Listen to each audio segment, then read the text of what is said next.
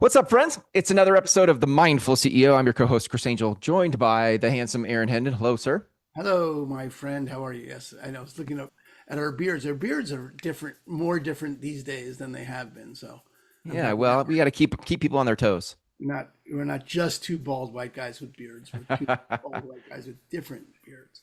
Uh, Emergent beards, yes, emergent. I'm doing good. I'm doing good. Let's see what. Oh, I just got out of a great training weekend and all kinds of new insights, all kinds of new openings for myself out of that. And I'm excited to talk to Holly because Holly's got a couple things plan that she's up to that I'm really, really, really fascinated by. So without any more particular rambling, Holly, thank you so much for being here. Everyone, this is Holly Porter. Porter, right? Yeah, Porter. And I'll let you introduce yourself and all the different businesses and the avenues that you get into, and uh, and then we'll jump in. So Holly, thanks so much for being here with us. Really appreciate your time. Hey, thanks for having me, Aaron and Chris. I really appreciate being on the show today. And people call me Harry Potter all the time. I had this flash, like, oh my gosh, is it Holly Potter? No, I and felt it coming, so I That's had to say, funny. I you're not literally alone. you heard it in the background. That was exactly what that was. But then I was like, well, Years no. ago, when people would write checks back in the day, right? They would mistake my name all the time for saying Harry Interesting. Potter, especially when it was popular. But Right. it's all good. We're gonna have fun today. I'm excited. Yeah. It's great. So Holly, tell us about, I'm interested in the retreat business. I mean, Chris wanted to get into this other thing first, but I'm really dying to know about the Ah, retreat business and what it is that you do in that space and what do people do in that space? yeah. Well, so I have a podcast called All Things Retreat, and that really covers what Retreat R&R does. And it's just opened up a whole new thing for think of Airbnb, think of your biggest networking group, an Eventbrite, think of buying and selling venues that are in the retreat, a concierge service. I mean, there's so many things. When I sat and mind mapped the whole company out, there was 26 income streams from it. And so it's going to be huge. Obviously, I can't do all of them at once. Eventually, there'll be a magazine and a travel agency and all those things. But right now, we're in development for the software, which is your Airbnb side of things for booking and hosting. So needed right now. People do have challenges finding good locations, good venues, and matching then people coming to retreats with the retreat leaders who have already booked their venue, right? So that'll have all those logistics, and we're just kind of watching and waiting and seeing what we need to add, what bells and whistles need to come now, what will come later, and super excited about that. But this year we're focused mostly on. I'm also a real estate broker, so 20 years into that, and I don't know why I didn't have that as phase one. I think I got so caught up in. I've had 11 startup companies, but never a tech company. And I got so caught up in, yay, tech, I get us to do something new. And then Mm. realized really our phase one should have been the luxury retreat properties, buying and selling and brokering buyers and sellers for that. So that's where my focus is more so on that while we're raising money for the development side of the other things. And then the concierge piece is that it's we come in and do done for you retreats. People that already have an audience, they already have their people, they just want to show up and shine, do their zone of genius, and we come in and handle all the logistics and do everything behind the scenes for them, including boots Mm. on the ground. So that's kind of, hopefully, I know that that was a lot, No, but that's all good. things It's really good. covers it. I I have a daydream of, my wife does EFT, Oh, and yes.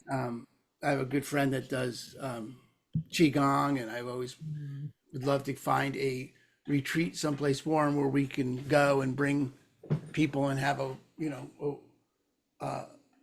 week of mental and spiritual health kind of thing. And I Oh, just have no idea the mechanics, the financials behind that, but I'm yeah. so glad that I now have a resource that I Yeah. can We have ask those content. things to, so that it can go from daydream San to Diego and Sedona, if you want the United States, those are two hot spots, and they're Yeah. hot. right. Sedona more so, obviously, in the summer. Right. I haven't been to Sedona in years, but I Yeah. used to I spent the summer in Sedona.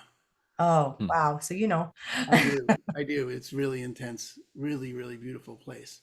It Yeah. is. Very cool. All right, Holly, that is really great. And then Chris, you wanted to get into. Well, yeah, I mean, it's interesting, Holly. I'd love to hear maybe a place to start. This would be for you to share some of your, um, you didn't say near death experience, but you said some like spiritual insights and some downloads and some things. And maybe to set that up, just I think the world right now is sort of in a transition, energetically is in a transition, and think old business systems, right? The CEO-ness of the world is sort of breaking down and I think transmuting itself to something different Yeah. energetically. And I'm curious from where you sit and what you learned in this experience that you had, sort of what you see as how we can take some agency for our own world and level it up on purpose rather than just sitting in lotus pose and hoping that, it takes care of itself. Or maybe that's the answer. I don't know, but I'd love to hear your thoughts on that. No, we have to control everything. Just kidding. That's my preferred Excellent. MO. Yeah, right. That's what we all want, deep inside, right? That's the Well, tension though, right? Because there's the tension between the CEO-ness and the mindfulness. So anyway, so yeah, you oh, for say. sure. Okay, such a loaded question. I could go Yes. in different ways, Yeah. but I will say I did say NDE. So when Oh, okay. I was in the hospital with Yep. COVID for 70 days, I was Yep. intubated twice, had a trach, had sepsis, never should have walked out of there alive. I was Wow. very grateful, but also a miracle. And that being said, there's three things. Let me just say real quick. So yeah, so people listening, this has a lot to do with mindfulness. Um, there's three things that I know that I learned later. There's out of body experiences where it's like astral traveling, things like that. You can go look all that up. And then there's a spiritual transformation experience, which is more spiritual, but similar to an NDE, which is a near death experience. And then I had a near death experience as well. So a whole bunch of out of Hmm. body, one Wow. spiritual, one near death. Hmm. And in about a 3 week period of time of my 70 days. So Wow. I've had to look at all that. Lots of things were said to me, totally changed everything. When you talk about purpose, Hmm. I was told to start a nonprofit called Adventure Bucket Wish. So we call it Adventure Bucket Wish Foundation. Hmm. And originally we started that for the long COVID community because I was told to start it, but not really a lot of other direction in that area. And Hmm. about 2 years in, I got another download in the middle of recording a podcast, no doubt, for long COVID people. She's telling her story, and all of a sudden, I'm like going through all of my not being able to breathe. Like I'm going through my story and I'm recording this, and I'm like, what is happening to me? And all of a sudden, I just got this download that said, this is your last podcast. This is not your mission anymore. And I was like, Hmm. whoa. I was actually so excited because I had known something was off. I'd taken all the fundraisers off the table. And Mm-hmm. then I was like, okay, what's next? I'll just keep doing the podcast. Something's off, but I didn't know what. Now I know that we just changed the mission. We kept the name because I was told to do that. And change the mission. So it's women leading with purpose is more what we're Hmm. focused on now, with a special consideration to minority women, single women, and military women, because they're struggling even more than just women. So that was where we shifted, just throwing that out there. I was told to do that, and I was told not to partner. I just came up with the concept of Retreat R&R. In fact, I pitched to a group that I wanted to partner with that had a billionaire backer the day Mm-hmm. I found out I had COVID. I was sicker than a dog. And I got up, got ready, showed up. It was online. About 9 people were there. And I just said, full disclosure, I don't feel well. I think I've got the flu.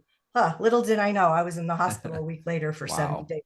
And that being said, I was told, so I pitched to them. We had another meeting set up. And while I was in my coma, I was told not to partner with them. That wasn't the highest and best thing to do with the company, that it would take me longer. But the thing I want to say is, out of all that, is that I listened. I think Hmm. God's my higher power, whatever it is for you or your listeners. But for me, I think I needed to be put in that coma to sit still, have some Hmm. mindfulness, Mm-hmm. learn, more humility, learn all the purpose and lessons that I needed that I wasn't listening to. And that was the only way I think God could get me to do it and sit still Mm-hmm. long enough so I would. But the fact is, I did listen. Like I came out of that a different person. Hmm. And I still see old patterns. I still see things that got me where I was. I still see relationships that I built over the last 11 years, for instance, that I didn't know why I was doing Hmm. what I was doing then. because there wasn't a true purpose. But now I know I'm using those relationships for now my purpose. Mm. And come out of that understanding that was a huge change for me. Did that answer the question? Yeah, Holly, it That was does. a lot. It was a lot, but that's so a couple things I want to ask you about or point to. One is, um, Chris is. I'm just sort of someone sent me the podcast, the telepathy tapes, and Yeah. I don't know if you've listened to that, Holly. The Have you heard? telepathy. Oh, It's that's the name of it. they're called the Yeah. telepathy tapes. Oh no, no. Okay, 100%. You're getting this communication from me because it's the right time for you to listen to it. Good. I'm just telling you because there's an aspect of it where there's a woman in there who has an NDE Uh-huh. and she's able now to that sort of the gist of it is that non-speaking autistic humans have access to the realm of consciousness that in a way that we are oblivious to. That it's not that we don't have access to it, it's just that we've got enough other stuff going on that we don't access it. And Yeah, they don't have anything else going on and they access it. So it goes way beyond just telepathy, although it starts at telepathy. And there was a woman in there who has had a near-death experience, and she has access to the greater field of consciousness, whatever you want to call it, God, universe, however you want to, whatever language you want to apply to it. It's the space beyond language, where everything that has ever happened or is going to happen is happening, and at the same time, and you can access all that information. And your description of your experience is the description that's is exactly this person's experience. So when you say, you know, that came out of that experience, that's completely believable to yeah, me, given the evidence that exists in the world that I've heard or seen, that's the access to it. And I've had that experience, not that experience. So I haven't had that experience of tapping in that clearly yeah, of getting it, but I do think that a regular meditation practice quiets the mind sufficiently that when people talk about, and they do, it's just definitely not something I made up, that prayer is speaking to God and meditation is listening, mhm, yeah, that quieting the mind with a regular meditation practice allows you to get that information, get whatever information's next for you, up yeah. for you, that it's there and available to you. So when you talk about getting downloads, and just say a little bit more about what that, not necessarily what it feels like, but do you notice more subtle ways of getting that now that you're not, in a coma, now that you're not intubated, do you still have access to that realm, that field? Or do you have any practices to tap into it? What's that world like for you?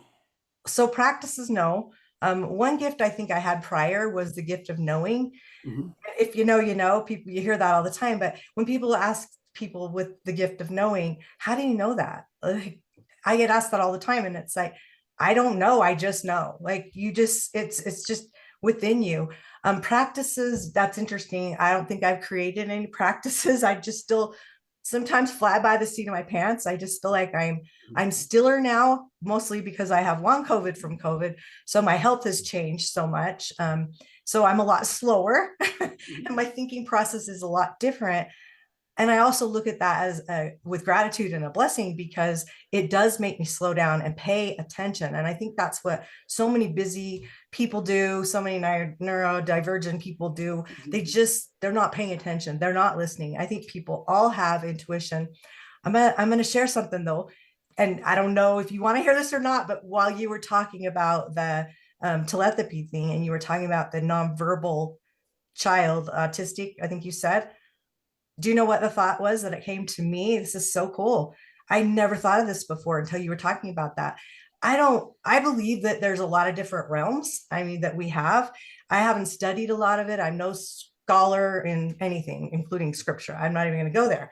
But I will say when you said that, I started thinking, oh my gosh, I'll bet you those autistic and nonverbal people are really the brightest people. I mean, we already know they have a lot of skills, they just can't communicate them. But what if they're living on a different realm? They're here in physical form, and that's why they can't communicate and they can't be verbal because they're really spiritually living on a different realm. That was a thought I had. I never thought of that Mm. before. And I think it makes sense. Yeah, that's what's actually happening. That's Yeah. that's actually happening, and there's enough of them that it's obvious that that's what's happening. Um, yeah, Mm. that series is. I mean, I'm still in the middle of. I haven't finished. Anyway, I finished the first season, but it's it's a radical different. See, it's on one hand, it's a radical different view, but then on another hand, it's sort of like just sort of confirming what you and I have already experienced in Yeah. terms of, look, the answers are right there. If you just and you said it, you slowed down enough. You needed to be in a coma to get it, but if you take 15 minutes a day to just breathe, you get access to that. There are answers there to be had if you are quiet enough to hear them, and about anything that you're dealing with, and that the universe is, the is guiding you with love, toward love, at all times, under all circumstances. And Yeah. our job is to just slow down enough to surf that wave. But that wave is there, whether we're surfing it or drowning in it. Yeah, it's It's true. happening. There was a message that I came back with about 2 years after my experience. I had actually, you would think coming out of that experience, everybody would gravitate towards you because you survived and blah, blah, blah, Yeah. right? It was the exact opposite for me. I had the worst 2 years times 10. Take divorce, embezzlements we had in a company, you name it, times that by 10, and it might even barely touch the Mm. literal hell that I went through for 2 years after. When you think almost every relationship, Wow. with the exception of a couple of siblings and a couple of friends and my husband, were jeopardized. Like it was horrible. And I prayed every day I would have died. I said, God, why did you save me to put me through this hell? Like really, what Mm. what is it I need to learn to get out of this? Because you should have just had Mm. me die. Mm. This would have been so much easier. Mm. And looking back a little bit now, I'm still figuring it out. But I did a hypnosis session about 2 years later, and I was mostly on my NDE because there were some gaps missing. And out of for my book, I didn't want to be out of integrity. I felt like the out of body, I had full knowledge, the spiritual full knowledge, but the NDE was missing some gaps. And a couple of things he told me in there that were so amazing. Like for instance, I saw a tree, and I mean the whole thing's a long story, but I saw a tree and I was so relieved because when I created the retreat R&R branding about 6 months into my after I got out of the hospital, I incorporated and then did the branding. And I said it had to have a tree in the logo. I didn't know why. Nobody questioned it. It was my deal. I didn't even know why. When it came back, it had 11 leaves and 11 roots to the tree. Mm. And that's 1111. My birthday's 1 1. I got out of the hospital on 1111. I mean, there's so many synchronicities there. But when I saw the tree, it like made me go, ah, you actually created that logo, not even remembering that tree was in your near death experience. Like you just Wow. did it, not even knowing. So that was one thing. And then he told me, the hypnotist, I know these weren't his words. He said, more will be revealed to you when the time is right, because that's why I was there to find out more of what I didn't remember. And I was so at peace with that, which normally I got to know everything. I don't like surprises. If I know they're coming, I don't like them. And and the next thing was for people, love them where they're at. And if I would have had that message the 2 years before, I would have reacted so much differently to those situations I was in. Takes the Mm. judgment away, takes all that Yeah. away. And I wouldn't have had those lessons that I needed. And those lessons I needed are for to create the philanthropy work that I'm doing from Retreat R&R, to Mm. build it, Mm. to scale it, to sell it, to be able to do the real work that I want to do with the people I want to do it with. So anyway, that was just kind of profound for me to get those messages. But loving people where they're at changes everything. Everything. Tell me, I can hear the builder in you, right? Like the 11 startups and all the things that you're up to in the world and have been up to in the world. How are you balancing based on your NDE and your 7-day experience? and what you learned there, how are you balancing the tension between this inner drive to go, go, go, which is sounds like who you are, versus like, the slowing down and listening to your intuition, and that, how are you balancing that tension? Probably not as well as I'd like to. Right.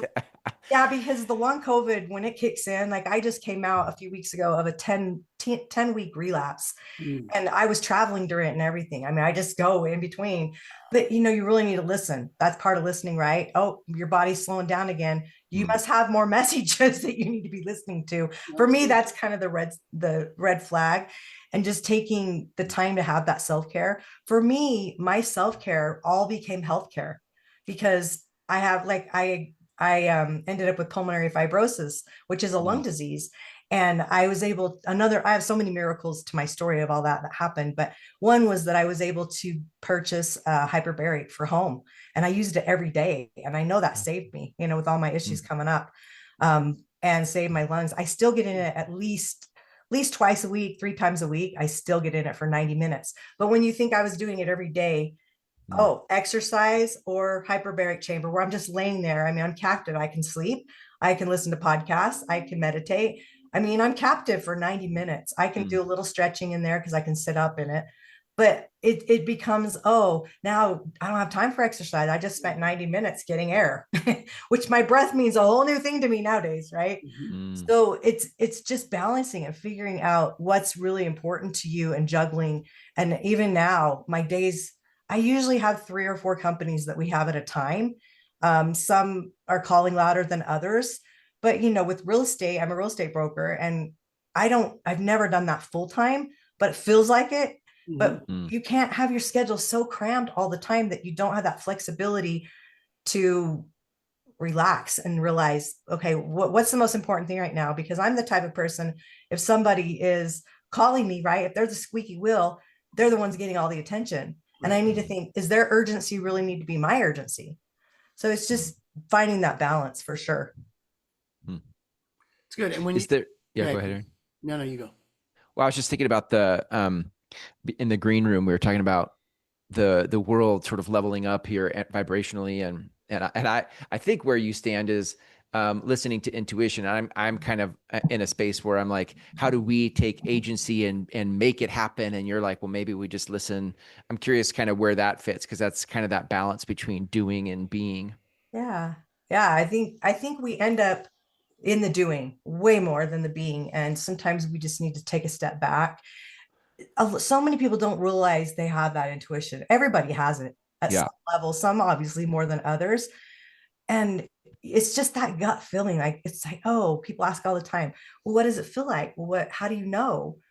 I mean, I have Hmm. that gift of knowing. So it's like, I don't know. I just know. Like it's hard to explain when you have it, right? But when Right. you don't, and you need that, it's like, listen to your gut. I mean, everybody's had a gut feeling where, oh, this just doesn't feel right. Or, oh, I'm not Mm, sure this decision is, jump into something.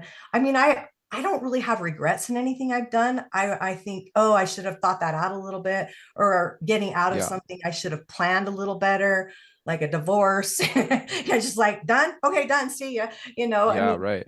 have a plan. And so I could have been a better planner that way, but I think that it's just listening, that Yeah. I think there's voice. two things in that, Aaron. One is, thanks for that, Holly, because I think when the world is more uncertain than it has been, right? Like there are systems being upset. There is upset in the world in different ways than we've ever experienced. So there is more uncertainty, and in that uncertainty, the ability to listen to your gut, I think, becomes more valuable or more important, because you don't have what was true north, or what was your normal is now turned upside down. There needs to be some true north, some other true north. So, Aaron, I feel like in meditation, and one of the things we talk about here is like, this is the value of being able to quiet your mind and to begin to become the observer. And I'm just curious, kind of like, because you've done this more than I have, Aaron, from the meditation side of things, like just how you see the role of meditation and mindfulness Yeah. right now in a world that's kind of upset. Yeah. When Holly was speaking, the thought was that thing about downloads Mm, and about listening and mm-hmm, about slowing down. I hadn't put this together till just now, but at least over the last year, I know we've talked about it on the show. Um, it starts with honoring that voice, like Mm. go get your keys, or, Uh-huh. like I'll be in the car and I'll think, oh, I don't have my headphones. And my normal reaction would be, fuck it, I don't need my headphones. I'm not doing anything with my headphones. And then I started honoring the voice. I was like, okay, no, the voice came in, you need the headphones, Mm. go back in the house and get the headphones. And little innocuous, not impactful. I mean, the worst thing that happens when I don't listen to the voice is I wind up going to Costco and I don't have my headphones. It's not the end of the world. Um, but Mm. the practice of listening to that voice and acting on it and honoring it gives Yeah. it permission to be louder. And Mm. so you can begin, like, that information is always being transmitted to us. The information that we need about what's next and about where to go. And I've talked about this now, Holly, you don't know this, but for the last month, I have been, or more probably, what are we in June? Jesus, 6 months. I have Mm-hmm. been noticing how tapped in I am. Like, I'll come up with an idea that I think is an original idea, and then a month later, it'll turn out that, I wrote a book. I'm writing a book, getting it edited, and it's a course that I lead called How to Live a Grateful Life in a Fucked Up World. And I went to an editor, and she asked me to come up with the books Amazon would put up on the same page when they showed your book. Like, what are your competitions? What's in the same realm? What's like that? And it turns out 6 years ago, there was a book published called How to Stay Sane, How to Stay Human in a Fucked Up World. And the guy was, followed Thich Nhat Hanh around for 6 years. He's way more qualified to write about that than I am. So I had a little imposter syndrome come up. But besides that, it's so validating. It's like, okay, it's in the ether, it's in the air. Mm. I mean, I have a million examples of this, of being tapped in. And I think that's all a function of go get your headphones. And it's the same Mm. voice, it's the same phenomenon, bringing us towards our next natural space. Like, I have the experience today more than I ever have in my life that no matter what no matter, doesn't matter if it looks like there's no ground in front of me to walk on. I know that as soon as my foot gets there, there'll be something to land on. Mhm. Like, I just have to keep following that vibration. Yeah. We're big Esther Hicks fans on the show. I don't know. Do you follow Yeah. Esther Hicks? Of course. Yeah. Okay, fine. I love it when you talk about vibration, and when Chris was saying that too, because I think a lot of people, like, I used to think when people would say, yeah, I got this download, I'm like, download, what does that mean? Like, who are you to get a download? I mean, Right. it's so weird Yes. for me and so odd. Not see, that was the judgment side, right? Right. And it was And like, that's what keeps you from hearing it, which is why I think meditation and daily meditation practice is so Mm. enormously useful. Mm. I just wrote about this again, but nobody has a question about the importance of training your body, or at least not just the importance, but the utility. Even if you don't think it's important, you certainly understand the nature of training your body. No one's like, well, I don't know about diet and exercise. I'm not sure that really helps. No one would say that. No, that's not like a thing for people. But we let our minds go completely untrained, and then we're Mm. surprised when we're depressed, anxious, upset, overwhelmed. But you've done jack shit to train your brain. Mhm. You've done nothing about that. Mhm. You don't Mm. sit on the couch and just watch TV and wonder, well, why is my body out of shape? Well, same Mm. reason your brain's out of shape. And if you can Mm. train your brain to slow, you can get those downloads. They're coming to you too. Anyone who wants, Mm. I don't not, the word download is particularly woo woo, and right. as is frequency or vibration, very woo woo kind of words. Um, but I was just at a Buddhist retreat. I took a 10-day silent meditation retreat, and the Dharma talk every night was right from the Buddha's writings, and about how we're all you know particles of waves of the same stuff, just quantum physics by distinguished by the Buddha 2,500 years ago. Just nothing special, nothing to see here. But we're all vibration.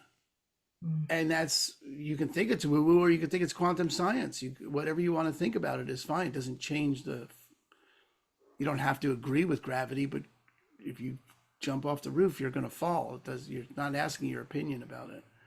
And I think the same is true with vibration. You don't have to believe in it. It's not asking for your permission, but you're going to keep getting whatever you're vibrating. That's just how that's going to go.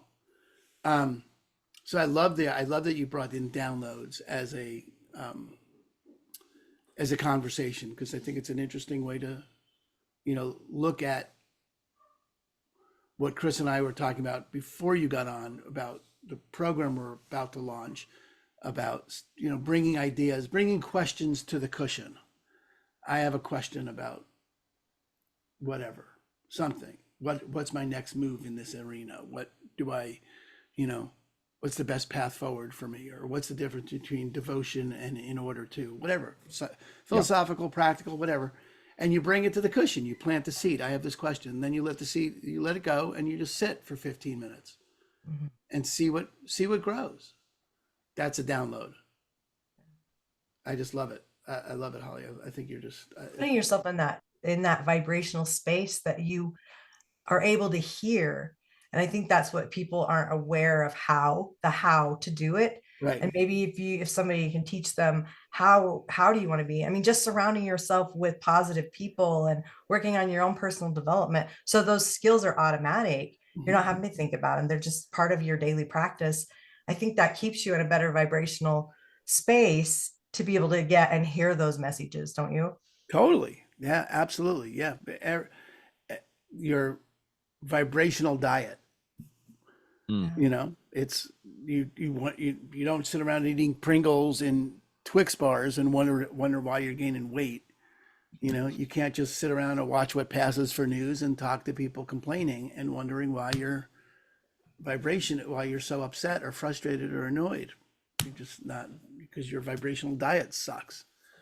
Yeah. You don't do anything to manage it. And I think that's problematic. That's a lot of the outcome of how to live a grateful life in a fucked up world. That's a lot of that gets resolved for people. People resolve that for themselves in that conversation. So I think yes, I totally agree that you're not just getting what you put out, although you are getting what you put out. You're also getting what you're quiet enough to hear. I think both those things are true. Never thought about it, but I think both those things are true. Holly, what's your if you thought about sort of the future and this and leaning on this knowing that you have, like, what do you know that you know about how the future unfolds, like, or at least what your vision is for the world and humanity? Like, what are you creating or intending for the Yeah, that's a world? really good question, because when I changed the mission of my nonprofit to work with women leading with their purpose, it really has very little to do, at least that I know right now. Remember, more will be revealed to you when the time is right. I tell myself that every day, because I think it's that not knowing.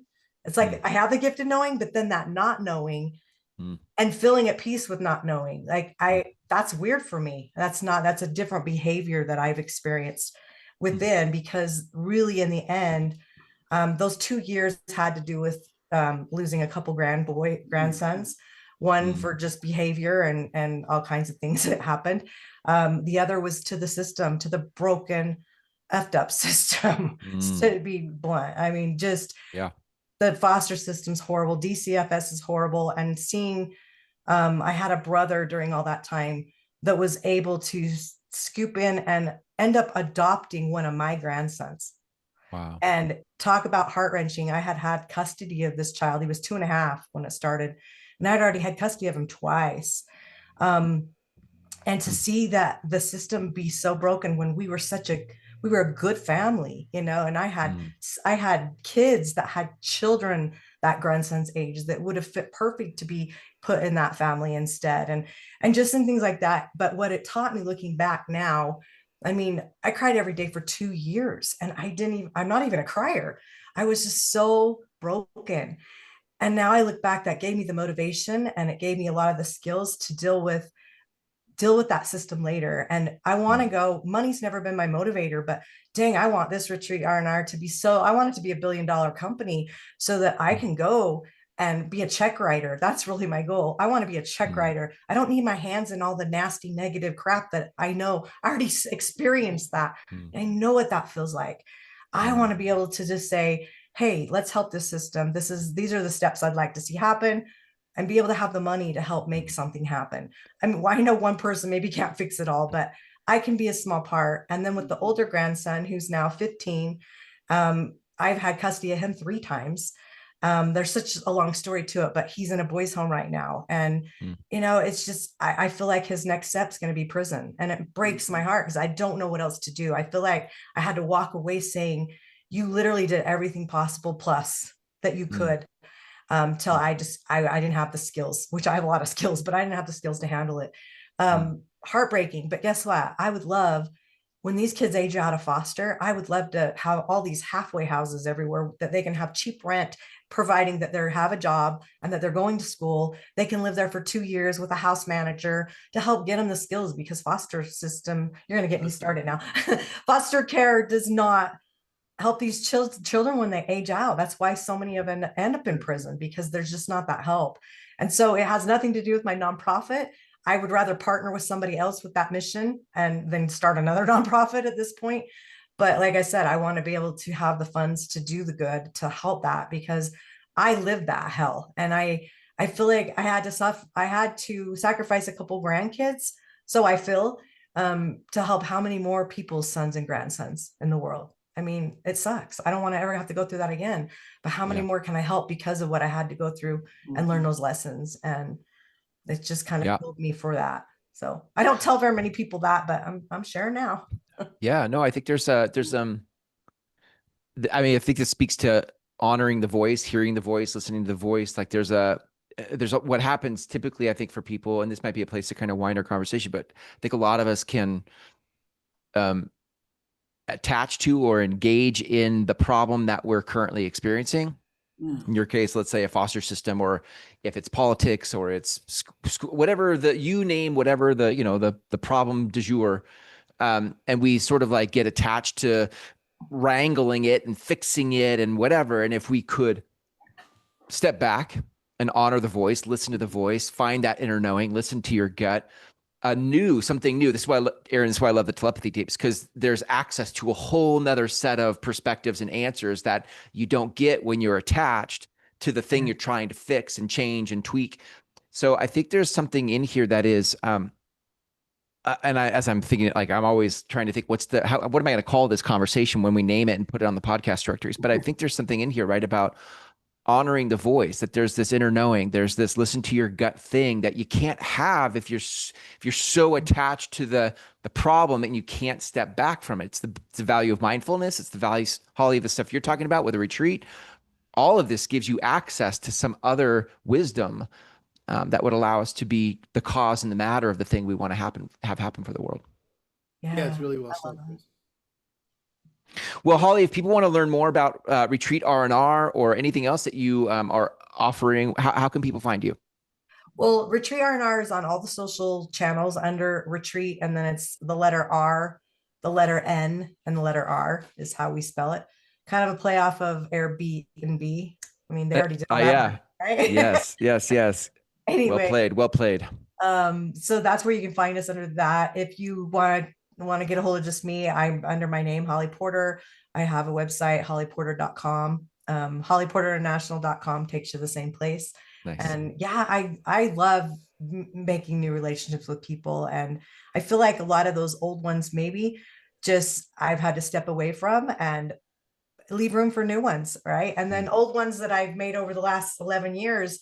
I feel like that was when my life kind of started over. It was 11 years ago. I ran for political office a couple times, and I realized that this town I was in, they wanted change, they said, but they didn't vote change. mm, And I just gave so much service. And it Mhm. was just like when I moved away from that energy, realizing that was not where I should be serving, Yeah. Mm, my whole life changed. And so it mm, was like 11 mm. years ago it changed. And then 3.5 years ago, it's like, I just feel like when you're always listening and evolving somehow and wanting more and wanting better, Mm. people come into your life for the reasons and seasons. We've heard that. And that is so Yeah. true. And so I welcome new relationships all the time. So thank you.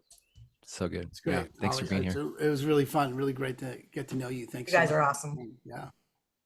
Aaron, tell us a little bit about next cohort coming up for All right. Well, the next cohort will be mindfulness. Yeah. launched by the time this podcast comes out, but the website should be up holding, collecting names for the new one. So you can go to thegratefulbreath.com. If you're in real estate, like Holly and I, you can go to the Realtor's Edge and get in that cohort of how to live a grateful life in a fucked up world. Coming your way soon. We'll keep you Yeah. posted. Can't wait. And then we've got, that's And just to speak to that, Aaron, for saying that 9 weeks, that's 9 weeks. And it's such a great place to begin to listen to the voice, to honor the gut, to tap into that thing and detach from the thing you're so attached to. It's a great place to practice. So I've been through it now, and I highly recommend it for anybody. So yeah, really good. All right, friends. Thanks for hanging out here. Until next time. See ya.